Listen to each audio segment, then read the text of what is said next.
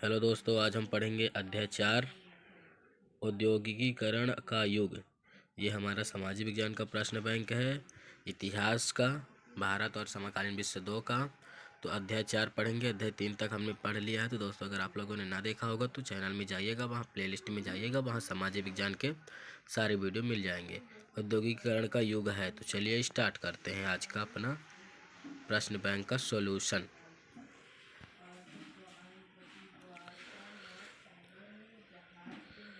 तो दोस्तों, ये पहला हमारा है, एक शब्द या वाक्य में उत्तर दीजिए। इसका पहले हम ब्लूप्रिंट देखते हैं। तो दोस्तों, हमने ये ब्लूप्रिंट नीचे लिख दिया है। मतलब 1 + 1 + 2 + 3, मतलब 1 अंक के 2 क्वेश्चन, 2 अंक के 1 क्वेश्चन, 3 अंक के 1 क्वेश्चन। तो चलिए स्टार्ट करते हैं। अब क्वेश्चन स्टार्ट करते हैं। क्वेश्चन है, किस म्यूजिक कंपनी ने सन 1900 ईस्वी में संगीत की किताब प्रकाशित की थी? किस म्यूजिक कंपनी ने सन 1900 ईस्वी में संगीत की किताब प्रकाशित की?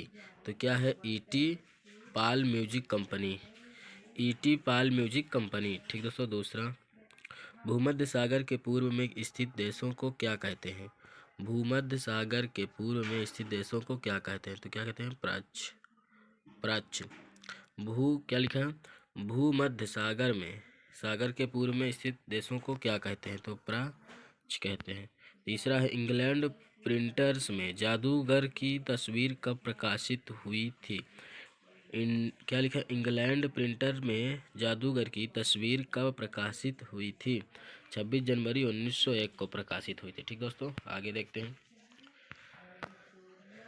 आगे हमारा चौथा है, क्या है? चुन्नटों के सहारे कपड़े को समेटने वाले व्यक्ति को क्या कहते हैं? फुलर। फुलर। ठीक। चुन्नटों के सहारे कपड़े को समेटने वाले व्यक्ति को क्या कहते हैं? तो क्या कहते हैं? फुलर। पाँचवा, स्पिनिंग जेनी मशीन का आविष्कार किसने किया? स्पिनिंग जेनी मशीन का आविष्कार किसने किया? तो जेम्स हारग्रीव्ज। जेम्स हारग्रीव्ज ने किया। ठीक दोस्तों। छठवां, जे.एन. टाटा ने भारत का पहला लौह इस्पात संयंत्र कहाँ स्थापित किया? तो जमशेदपुर। जे.एन. टाटा ने भारत का पहला लौह इस्पात संयंत्र कहाँ स्थापित किया? जमशेदपुर। जमशेदपुर। तो चलिए दोस्तों, थोड़ी जूम आउट करके देखते हैं, क्योंकि ना समझ में आता होगा शायद, तो हम देख लेते हैं, जिससे ये समझ में आ रहा होगा आप लोगों को। हमने इतने क्वेश्चन पढ़े, और दोस्तों इधर के क्वेश्चन हमने कर लिए हैं अध्याय 3, 2, 1। तो वीडियो चैनल में जाइएगा, जैसा हमने बताया वहाँ मिल जाएगा। चलिए आगे देखते हैं। आगे इधर है, सही विकल्प चुनकर लिखिए। ठीक दोस्तों, उसी के आगे है, सही विकल्प चुनकर लिखिए।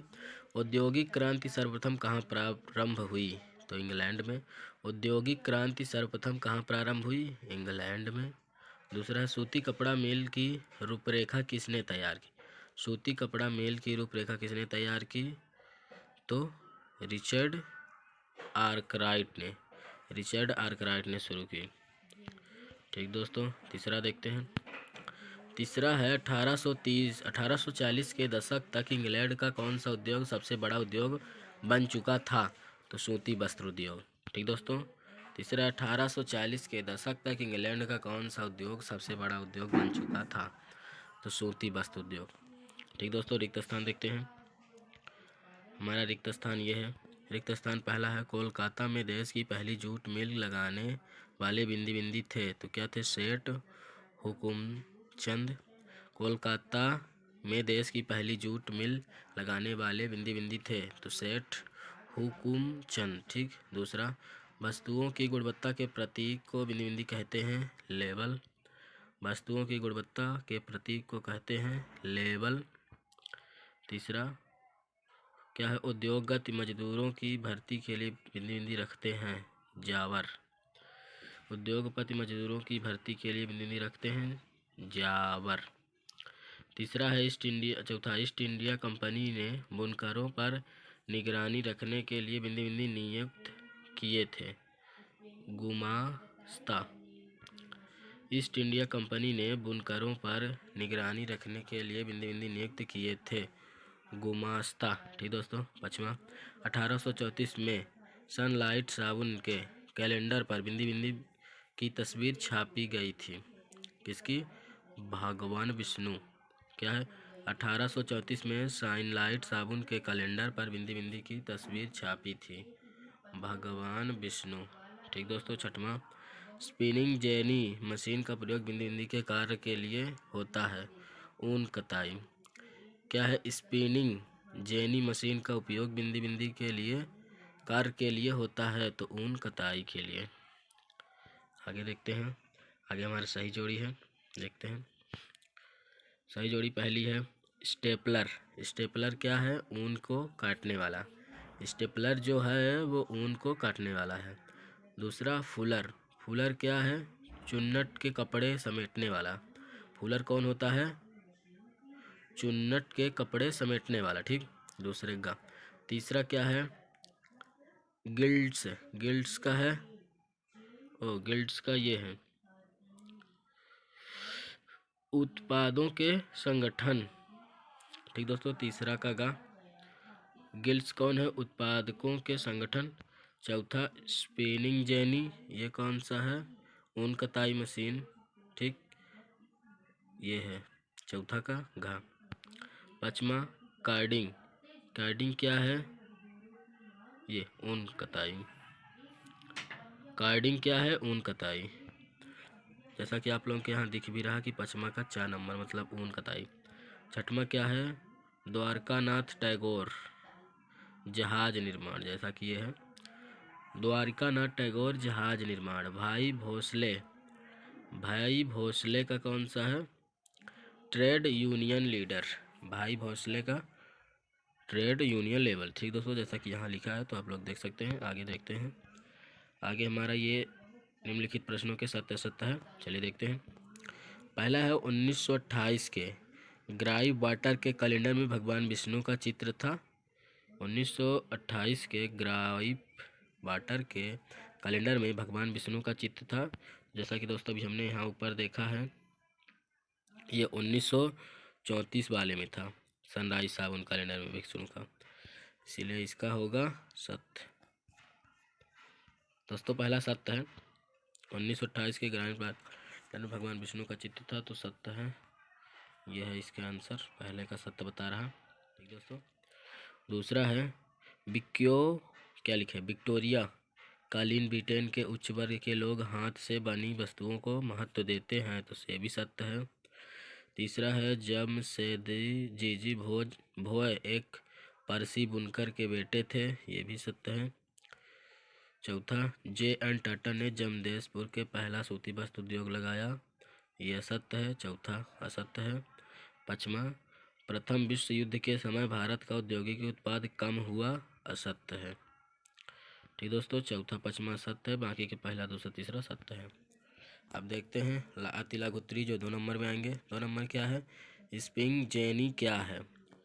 ठीक दोस्तों, आप लोग देख सकते हैं स्पिनिंग जेनी क्या है। वीडियो पढ़ने से लंबा हो जाएगा, इसलिए मैं नहीं पढ़ूंगा, सिर्फ क्वेश्चन पढ़ेंगे बस। स्पिनिंग जेनी क्या है, तो ये पढ़ सकते हैं 2 नंबर के लिए। ठीक है।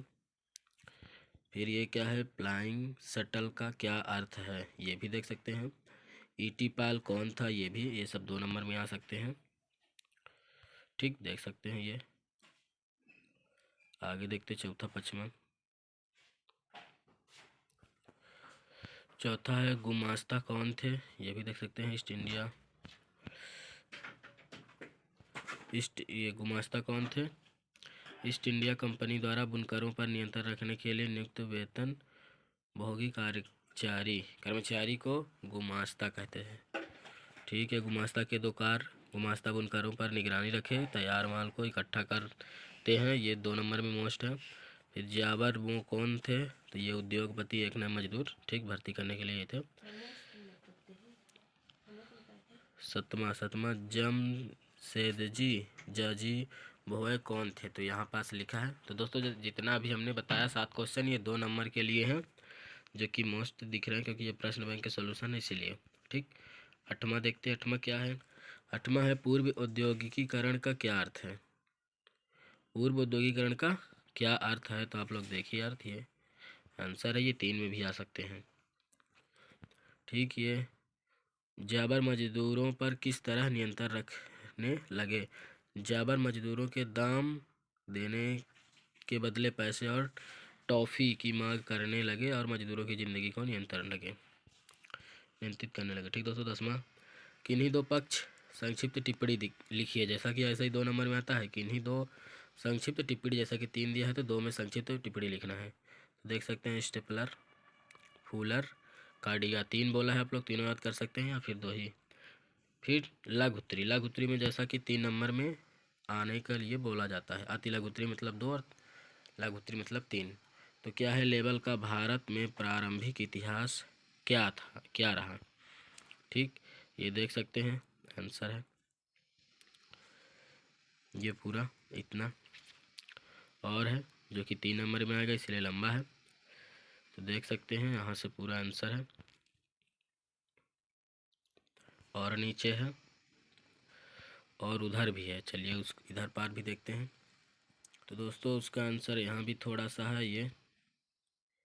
ठीक, फिर अब दूसरा क्वेश्चन, व्यापार क्षेत्र में विज्ञापनों का क्या महत्व है। तो ये इसका महत्व दिया है, आप लोग देख सकते हैं ये पूरा महत्व है, हमें 3 नंबर में दिया है इसलिए लिखना ही चाहिए। ठीक, तीसरा देखते हैं, प्रथम विश्व युद्ध के समय भारत का औद्योगिक उत्पादन क्यों बढ़ा। ठीक, प्रथम विश्व युद्ध के समय भारत का उत्पादक उद्योग क्यों बढ़ा, ये भी दिया है, आप लोग देखिए। फिर इसके आगे देखते हैं, इसके आगे इतना है पूरा शुरू से। चौथा क्वेश्चन, 19वीं सदी के क्या है चौथा, 19वीं सदी के यूरोप में कुछ उद्योगपति मशीनों की अपेक्षा हाथ से काम करने वाले श्रमिकों को प्राथमिकता क्यों देते थे। तो ये आप देख सकते हैं 3 नंबर में, इसीलिए बड़ा लिखना है। इतना देखिए, आगे चलते हैं इधर।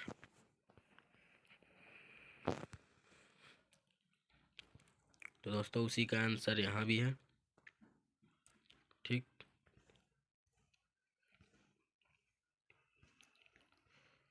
ये पूरा है उसी का आंसर, इधर भी उधर भी। ठीक, देख सकते हैं। फिर 5वां देखते हैं, 5वां क्या है, ईस्ट इंडिया कंपनी ने भारतीय बुनकरों से सूती और रेशमी कपड़े की नियमित आपूर्ति सुनिश्चित करने के लिए क्या किया। तो ये सुनिश्चित किए हैं, आप लोग देखिए पूरा इसी तरह लिखना है, याद कर सकते हैं, याद कर लीजिए, मोस्ट है, याद करना ही चाहिए। 3 पॉइंट लिखेंगे तभी 3 नंबर देंगे, ये 3 नंबर वाले हैं इसीलिए पूरे पॉइंट लिखे। 6वां देखते हैं क्या है, 6वां, भारत में मैनचेस्टर पहुंचने के बाद बुनकरों को किन समस्याओं का सामना करना पड़ा। तो ये क्या है, मैनचेस्टर के भारत आगमन में बुनकरों के सक्षम समस्याएं उत्पन्न हुई। ये दोस्तों बहुत मस्त क्वेश्चन है, एकदम पॉइंटर में दिया है, तो आप लोग ध्यान से याद कर सकते हैं।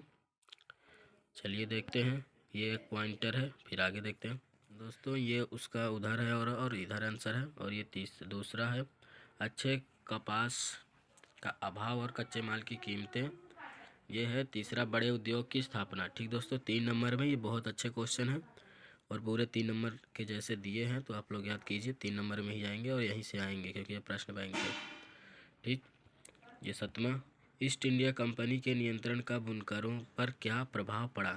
तो ये 3 पॉइंट में बढ़िया दिया है, आप लोग याद कीजिए और याद करना ही चाहिए। देख सकते हैं क्या क्या है, आगे देखते हैं। 8वां, मजदूरों क्या लिखा, बहुत से मजदूरों ने स्पिनिंग जेनी का विरोध क्यों किया। तो ये आंसर दिया है क्यों किया, यहाँ से यहाँ तक देख सकते हैं।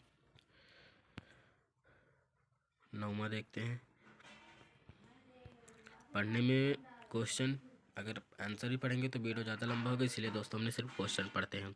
क्या है, विक्टोरिया क्लीन ब्रिटेन में उच्च वर्ग के लोग हाथ से बनी वस्तुओं को क्यों पसंद करते थे। 3 कारण, जैसा कि 3 नंबर के तो 3 कारण है, तो तीनों याद कर लीजिए, पॉइंट जो दिए हैं।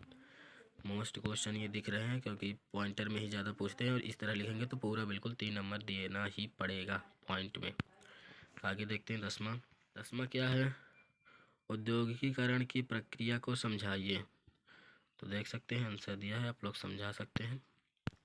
क्वेश्चन देखिए, आंसर भी है इतना पूरा, और नीचे भी है ये सारे हैं, आप लोग इनमें से पूरा पढ़िएगा तो कुछ समझ में आ जाएंगे, तो उन्हीं को लिख देना है। ठीक दोस्तों, हमारा इतना हुआ। तो दोस्तों ये हमारा ऊपर तक हो गया है। अब हम पढ़ रहे हैं अध्याय 5। अध्याय 5 में हमने ब्लूप्रिंट लिख दिया है 1+1+2, मतलब एक अंक के 2 क्वेश्चन और 2 अंक का 1 क्वेश्चन। तो चलिए देखते हैं। ये मोस्ट है क्योंकि प्रश्न बैंक के सॉल्यूशन है, तो इसी से तैयार कीजिए, इन्हीं में से पेपर में आएंगे। ठीक, पहला क्या लिखा है, एक शब्द या वाक्य में उत्तर दीजिए। जापान में 868 ईस्वी में कौन सी पुस्तक छपी थी? तो डायमंड सूत्र। क्या है, जापान में 868 ईस्वी में कौन सी पुस्तक छापी गई थी? तो डायमंड सूत्र। दूसरा है, मुद्रण की तकनीक सबसे पहले किस देश में विकसित हुई? चीन में। मुद्रण की तकनीक सबसे पहले किस देश में विकसित हुई? तो चीन में हुई। चलिए इधर देखते हैं, अब इधर है। ठीक, ये तीसरा क्वेश्चन है, भारत में प्रेस का जनक किसे कहा जाता है? तो जेम्स ऑगस्टस हिक्की। ठीक, भारत में प्रेस का जनक किसे कहा जाता है? तो जेम्स ऑगस्टस हिक्की। चौथा, संवाद कौमुदी नामक पुस्तक का प्रकाशन किसने शुरू किया था? तो राजा राम मोहन राय। संवाद कौमुदी नामक पुस्तक का प्रचार किसने शुरू किया था? तो राजा राम मोहन राय। पांचवा है, मार्टिन लूथर कौन था? तो धर्म सुधारक था। गीत गोविंद की रचना किसने की थी? जयदेव। आगे देखते हैं, ये सही विकल्प है। क्या है, वर्नाक्यूलर प्रेस एक्ट कब लागू किया गया था? तो 1878 में। कब? 1878 में लागू किया गया था। दूसरा, गुलामगिरी पुस्तक के लेखक थे? तो कौन थे? ज्योतिबा फूले।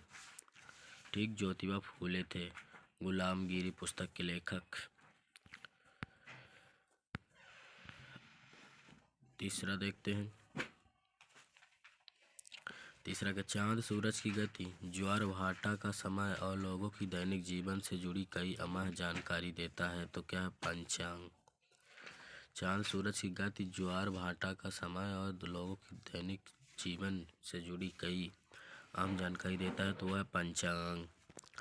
चौथा, इस्लामी कानून और शरिया के विरुद्ध को कहते थे? क्या कहते थे? उलमा। इस्लामी कानून और शरिया के विरुद्ध को विद्वान को कहते थे उलमा। ठीक, पांचवा, एक पैसिया किताब बेचने वाले को कहा जाता था? चैपमैन। एक पैसिया किताब बेचने वाले को कहा जाता था चैपमैन। छठवां है, अमर जीवन नामक आत्मकथा किसने लिखी? तो रस सुंदरी देवी ने लिखी। रस सुंदरी देवी ने अमर जीवन नामक आत्मकथा लिखी। आगे देखते हैं, ये है हमारा 7वां। तो 7वां क्या है, किताब है भिन्न भिन्न आती पंखियों की तरह है, यह भिन्न भिन्न यह किसने लिखा? तो किसने लिखा? इरास्मस ने लिखा। ठीक, रिक्त स्थान देखते हैं। तीसरा क्वेश्चन, तीसरा रिक्त स्थान, इंग्लैंड में एक पैसिया या पैनी चैप बुक बेचने वाले को बिंदी बिंदी कहते थे? तो क्या कहते थे? चैपमैन, जैसा कि हमने ऊपर देखा है। दूसरा, गुटेनबर्ग ने 1448 ईस्वी में अपनी प्रिंटिंग मशीन में बिंदी बिंदी नामक पहली पुस्तक छापी? तो बाइबिल। पहली पुस्तक कौन सी थी? बाइबिल। ये जैसा कि आया था प्रीबोर्ड में। छपाई के लिए कंपोज करने वाला कहलाता था कंपोजिटर, ये प्रीबोर्ड में आया था। ठीक, चौथा, चीनी बौद्ध प्रचारक 768-770 ईस्वी के आसपास छपाई की नई तकनीक लेकर बिंदी बिंदी आए? तो क्या आए थे? जापान। ठीक, बिंदी बिंदी नई तकनीक लेके आए थे। पांचवा देखते हैं। पांचवा है, चर्मपत्र या जानवरों के चमड़े से बनी लेखन की सतह को बिंदी बिंदी कहते हैं? तो क्या कहते हैं? वेलम। ठीक, चर्मपत्र या जानवरों से चमड़े से बनी लेखक की सतह को बिंदी बिंदी कहते हैं? तो वेलम कहते हैं। रामचरितमानस का पहला मुद्रित संस्करण 1810 ईस्वी में दिल्ली से प्रकाशित किया गया, तो कलकत्ता से किया गया। ठीक, आगे देखते हैं। सत्य सत्य सत्य सत्य क्या है? पांडुलिपियाँ बहुत सस्ती होती है, असत्य है। पांडुलिपियाँ बहुत सस्ती होती है, असत्य है। दूसरा, गुटेनबर्ग के पिता शिक्षक थे, असत्य है। तीसरा, मार्टिन लूथर प्रोटेस्टेंट धर्म सुधारक थे, सत्य। फिर चौथा, गुटेनबर्ग की लिखी बाइबल किताब की कोई दो प्रवित्तियाँ एक जैसी नहीं थी, ये भी सत्य है। पाँचवा, 11वीं सदी में चीनी कागज रेशम मार्ग से यूरोप पहुंचा, ये भी सत्य है। ठीक दोस्तों, अगर आप लोगों से सत्य सत्य पेपर में ना बने तो एक ही करिए, या पूरे को सत्य करिए या फिर असत्य। ज़्यादातर सत्य होते हैं क्योंकि इसमें 3 सत्य हैं, तो पूरे को जब सत्य करेंगे तो 3 सत्य हो जाएंगे, 2 असत्य। इसीलिए जब पेपर ना बने तो पूरे को सत्य कीजिए। ये जैसा कि 2 नंबर बोला है तो ये 2 नंबर वाले हैं। पांडुलिपि क्या थी तो ये आप लोग देख सकते हैं। ठीक, क्या पांडुलिपियों का प्रचार सीमित क्यों रहा, ये भी देख सकते हैं। ठीक, आगे देखते हैं। क्वेश्चन 3 ये है, गुटेनबर्ग की छपी पुस्तक बाइबल की 2 विशेषताएं लिखिए। ये लिखी हैं। यह गुटेनबर्ग द्वारा तैयार प्रिंटर प्रेस पर छपी पहली पुस्तक थी, और बाइबल की 180 प्रतियां छापने में 3 वर्ष लगे उसको। ये पंचांग किसे कहते हैं, ये आया था पेपर में, प्री बोर्ड में, देख सकते हैं क्या कहते हैं। फिर 5वां, कंपोजिटर क्या था, ये भी। फिर ये भी गैली में से क्या अभिप्राय है, ये भी आया था प्री बोर्ड में। उलमा से क्या आशय है, फतवा से क्या आशय है, ये सब याद कर लीजिए। 2 नंबर में यही आएंगे और 1 नंबर में जितना भी हमने बताया, कुल मिला के 3 नंबर मिल जाएंगे, पूरा याद कर लेंगे तो। क्या है, प्रोटेस्टेंट धर्म सुधार से क्या आशय है, ये भी दिया है। लक्ष्मी का नाथ बेजबरुआ कौन थे। ठीक, छपी किताब को लेकर इरैस्मस से क्या विचार थे, ये भी।